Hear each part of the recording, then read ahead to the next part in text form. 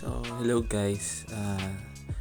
In today's video, try natin i-review yung Prime Opinion. So, nag-search kasi ako last time sa Google kung ano yung mare-recommend nila na paying apps. So, ito yung number 1 na recommended ng Google.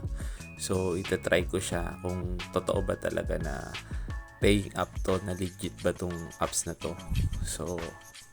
So ito, pag enter mo sa apps, meron ka ng points, bonus points. So 100 siya. So every 100 equals to $1 daw. So ito, kunin natin. So nakita ko most ito sa kikita ka through surveys or ito sa games. So maglalaro ka para may makuha kang points.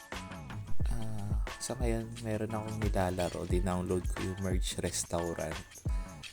Nakakuha na ako ng 4 points as of now. So, yan. Yung points mo, pwede mo siyang makuha, mag-withdraw through PayPal. Or meron din siyang, Pancake House. Pwede mo siyang ma-withdraw dyan.